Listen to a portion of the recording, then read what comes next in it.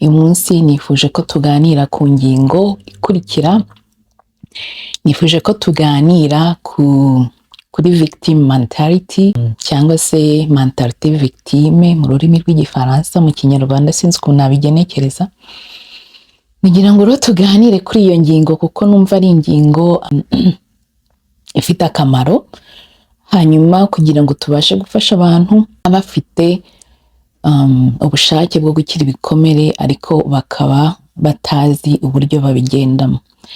Hanyuma rero ni uruhe rugero natanga kuri victim mentality? Dufate ku rugero nko ku muntu wenda wavutse akisanga ari imfubyi, ntabashe kumenya wenda ababyeyi be, akisanga arerwa n'abandi, kandi no mu buto bwe agakura atarizwe neza, agakura wenda bamufata nabi, bamukubita, bamubwira amagambo atari meza, ku buryo nyine bimutera gukura mu gihagararo ariko mu mutwe ntabashe kwidevelopa neza, ntabashe gukura uko bigomba. Ugasanga muhuye wenda ari nk'umugabo cyangwa umugore w'imyaka 40, ariko mu mitekerereze ye agitekereza nk'umwana w'imyaka 5. Ugasanga imibanire ye n'abandi biragoye kubera ko aba atarabonye umwanya wo gukura bihagije, wo gukira ibikomere yahuye nabyo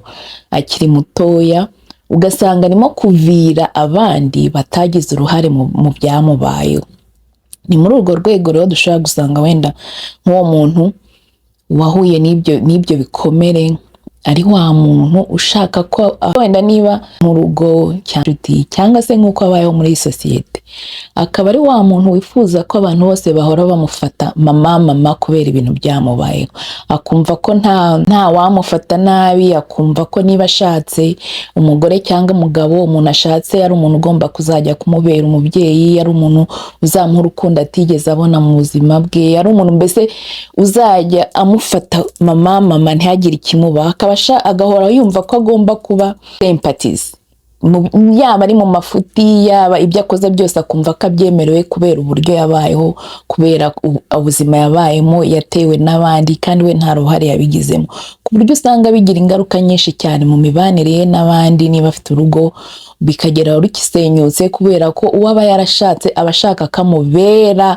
byose atigeze abona mu buzima bwe, akavuga ati uzi ukuntu navutse ntago nigeze nitabwaho, nakuze nkorerwa nabi, none nawe nuko mbereye ntunyitayeho, ntumpaye urukundo nifuzaga. Yaba ari mu makosa akumva ko agomba kubabarirwa kubera ibintu yabayeho, mbese ntagire accountability y'ibyo akora kubera ko yumva byemerewe, kubera ubuzima yavutse akisangamo, kubera uburyo yakuze, kubera ko atigeze afata umwanya w'ubwe ngo akire ibikomere yahuye nabyo mu buzima yabayemo. Ubwo rero umuntu nk'uwo nguwo kubana nawe biba bigoye, gukorana nawe biba bigoye. Usanga ari wa muntu utagira accountability mu buzima bwe, ugasanga nyine ashaka ko ibyo ahuye nabyo byose, ibyo akorewe byose abyemerewe kubera ubuzima yabayemo.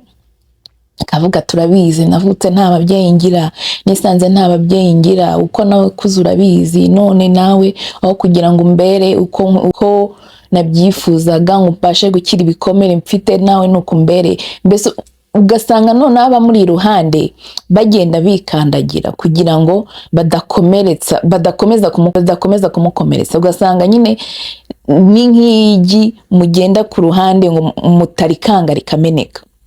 Ibyo rero bituma ubuzima uwo muntu abayemo n'ababanye n'abandi bugora kandi bukomera. Ugasanga abamubaniye nabo batisanzuye mu buzima bwabo, badashobora kandi ari abantu nabo bafite ibyiyumviro, bafite amarangamutima, nabo bakeneye gukundwa nk'uko nawe bakunda uwo muntu, ariko kubera ko aba ari nyine yumva ko ari we byose, ari we ukeneye kwitabwaho kurusha abandi, nta nubwo abona uburyo aba ari kubabaza abandi, ntabwo atuma ubuzima bugorana kubana n'abandi, kubera ko we aba yibona muri ya mentalite nyine yo kumva ngo ndabyemerewe kubera ko nakuze gutya, kwa ko navyutse nkisanga gutya, kwa ko nakuze merewe nabi, none rero wowe turi kumwe nkawe, niba uri inshuti yanjye, niba uri umufasha wanjye, niba dukorana, ndifuza kumfata gutya kubera kuzi ibyanjye.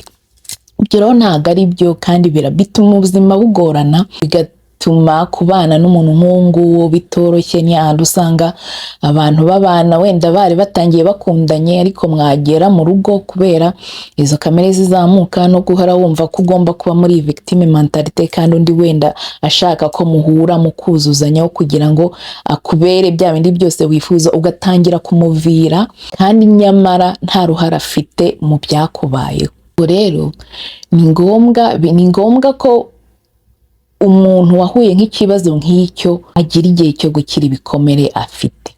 Ni ngombwa cyane rwose, ni ibintu umuntu agomba kwitaho.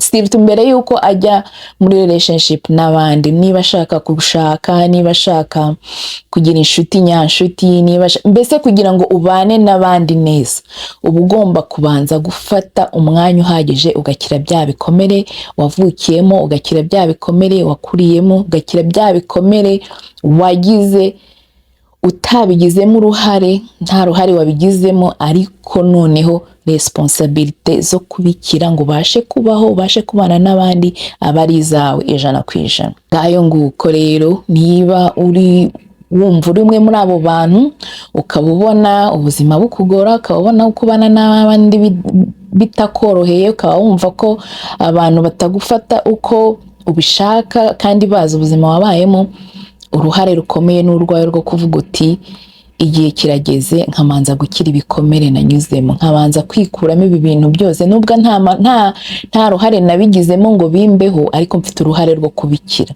mfite uruhare rwo kubikira kugira ngo mbashe kubana neza n'abandi, kugira ngo mbashe kubaho neza uko mbyifuza, uko ubuzima buza. Ngayo nguko rero, mentalite victime ni ikintu gikomeye, ituma ubuzima bw'abantu budindira ku buryo bugaragara, kandi nta wundi ufite umuti wo kugira ngo ibintu bihinduke. Ni wowe ubwawe wagize ibyago, ukaba victime y'ibintu byakubayeho atariho biturutseho, ariko ingaruka byakugizeho ni ugomba kugira igihe cyo kuvuga uti ngomba gukira ibikomere byanteye kugira ngo mbashe kuva muri ubu buzima bungoye, muri ubu buzima butuma ntabasha kubana n'abandi neza. Ngayo nguko rero, dukomeze twihugure, tumenye uko twakwifasha cyangwa tugafasha abandi bari mu rugendo rubafasha gukira ibikomere ndetse no kwiteza imbere. Ngaho mukomeze mugire umunsi mwiza, Imana ibarinde.